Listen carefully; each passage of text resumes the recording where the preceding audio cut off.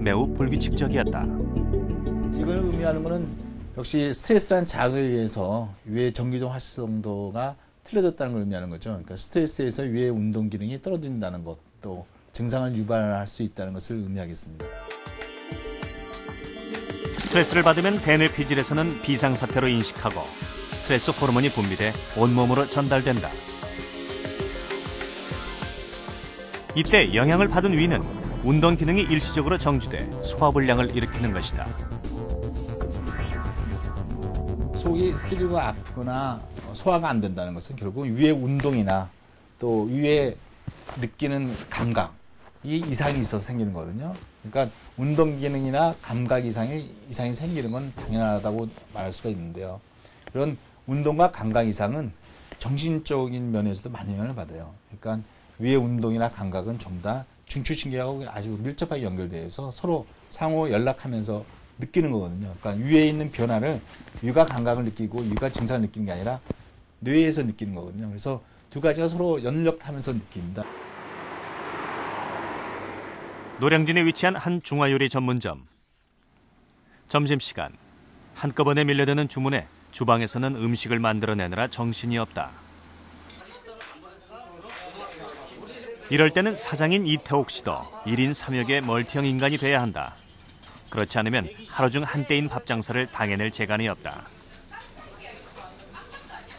가게 문을 여는 오전 10시부터 점심 손님이 다 빠져나가기 전까지 잠시라도 엉덩이 붙이고 앉아있을 틈이 없는 이태옥 씨. 손님 식사 챙기느라 본인은 시간에 쫓겨 끼니를 걸을 때가 많다. 게다가 일을 하면서 받는 스트레스 양도 만만치 않다. 시간 쫓기는 거하고 또 이제 음식에서 말 들었을 때 뭐 맛이 있네 없네, 예? 나는 한다고 이제 한다고 했는데 음식에서 이제 말 나왔을 때 또 뭐 음식에 무엇이 들어갔다고 했을 때나 손님들한테 그런 지적당하는 전화 왔을 때 그때는 한마디로 피가 거꾸로 솟는 그런 기분이죠. 점심 손님을 다 치른 뒤에야 늦은 점심 식사를 하는 이태옥 씨.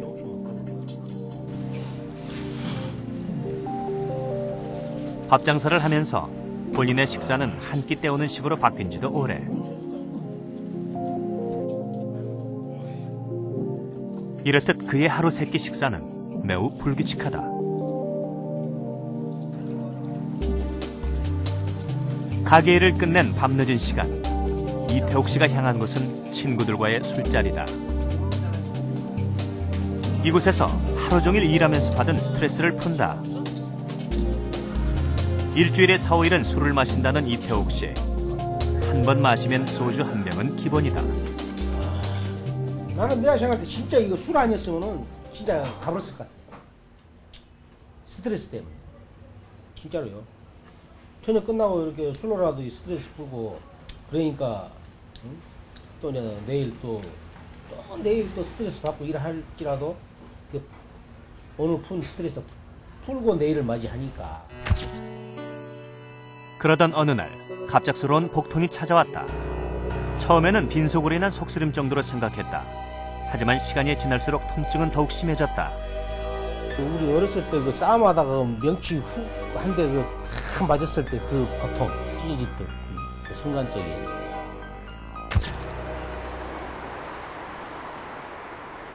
네, 안녕하세요. 앉으세요. 혹시 큰 병이 생긴 건 아닐까 하는 두려움을 안고 찾아간 병원. 어떻게 잘 지내셨습니까? 치료한 후에 스트레스와 불규칙적인 식사로 인한 기능성 소화불량증이었다. 끊었었습니다. 원인을 알면 고쳐야죠. 그죠? 그래, 알면서도 안 되니까. 이태옥 씨의 경우 특히 식습관의 문제가 컸다. 식생활 습관이 상당히 불규칙해서 주로 저녁 늦게, 밤 늦게 식사를 하고 바로 주무시는 습관이 있으세요. 그래서 야간에 위가 차 있게 되고 또 야간에 위가 차 있으면은 위산이 지속적으로 분비가 되기 때문에 이 위산이 과하게 또 위산 과다 그런 상태를 이제 유발하게 되는 것이죠. 기능성 소화불량증은 불규칙한 식사 패턴뿐만 아니라 음식의 종류에도 영향을 받는 것으로 알려져 있다. 바로 기름진 음식이다. 그냥 배가 막 헛배 부르는처럼 막 이렇게 막 불러가면 언젠지 그래요, 한참 동안. 그리고 이제 안 먹으면 편하고. 기름기 많은 음식 먹거나 아니면 좀 많이 먹거나 스트레스 받을 때 좀 이렇게 소화 잘 안 되고 좀 약간 가스 좀 많이 나는 것 같고 더부룩한 증상, 그런 증상이 좀 있습니다. 건강한 사람 2명과 기능성 소화불량증 진단을 받은 2명을 대상으로 실험을 진행했다. 이틀에 걸쳐 각 그룹별로 우리가 흔히 먹는 가정식 백반의 저지방식과 기름에 튀긴 고지방식을 먹게 한 뒤 음식물의 소화 과정을 살펴보기로 했다. 식후 30분 단위로 음식물이 위에서 배출되는 상태를 해외학 검사로 측정했다. 검사 결과 정상인의 경우 음식의 종류에 상관없이 식후 4시간 동안 소화작용이 순조롭게 이루어졌다. 반면 기능성 소화불량증 환자의 경우는 저지방식과 고지방식의 소화 시간에 상당한 차이를 보였는데 식후 2시간부터는 위에 남아있는 음식물의 양이 2배 이상 차이가 났다. 기름진 음식, 지방식을 섭취하게 되면 우리가 위 내에 기름진 음식이 들어가서 배출되는 시간이 지연이 되고 또 2차적으로는 기름진 음식을 먹음으로 인해서 우리 체내에서 분비되는 CCK 또 다시 말하면 콜레시스토킨이라는 호르몬이 분비되게 되는데 이 호르몬은 우리의 체내의 감각 기능에 변화를 일으켜서 위의 과민성을 좀 더 증가시킴으로 인해서 위장 증상을 발현시킨다고 알려져 있습니다. 식후 불편감도 환자군에서 두드러졌다. 고지방식을 먹은 뒤 팽만감을 가장 많이 느꼈고 상복부 불쾌감과 통증 등을 호소했다. 영국의 맨체스터 의대 조사에 따르면 기능성 소화불량 환자의 56%에서 100%에서는 지방식이에 대해 과민 반응을 보이는데 정상인에 비해 상복부 통증, 팽만감 등 그 강도 또한 심하다는 것이다. 내가 과거에 어떤 음식을 먹었을 때 야, 나 그 음식을 먹고 나서 내가 굉장히 체했다 아니면 굉장히 통증이 심했다든지 어떤 특정한 증상이 생겼다는 그런 기억을 갖고 있는 분들이 있는 경우에 다시 또 그 음식을 나중에 접하게 되면 또 옛날에 그 생각이 떠올라서 나 이거 먹게 되면 또 이 증상이 나타나지 않을까 하는 그런 생각을 하게 되는 경우가 있습니다.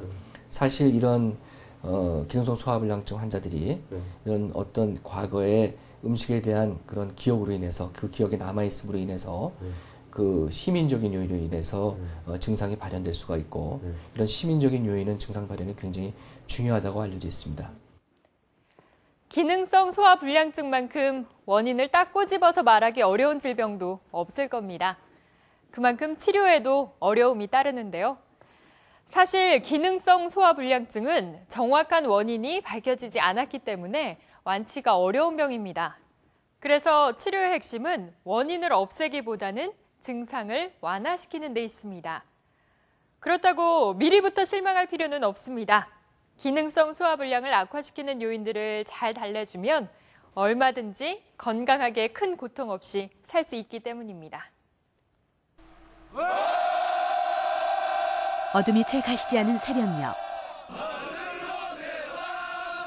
포병부대 연병장은 아침 구보를 하는 군인들로 활기가 넘친다.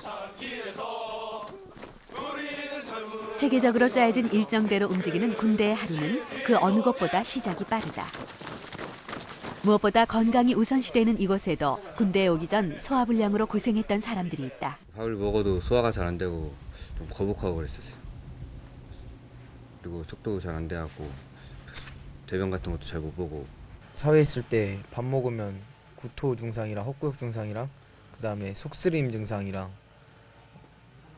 그 다음에 기침 증상이 있었어요. 원인은 대부분 사회생활 때 불규칙했던 식습관. 도진성 병장도 군대 오기 전 밤낮이 바뀐 생활 패턴에 영향이 컸다. 저는 7시에 출근해서 아침 8시까지 일을 하고 들어와서 이제 씻고 자면은 이제 아침밥은 거의 대부분 거르는 거 당연했었고 점심밥도 못 먹고 없었고 자느라고 저녁에 일어나서 또 일어나면 6시 되면 또 씻고 나갈 준비하느라고 저녁밥도 못 먹고 나가서 가게에서 이제 2시나 새벽 2시나 3시 돼야지 그때서 이제 한 끼 먹고 그런 식으로 생활을 했었어요.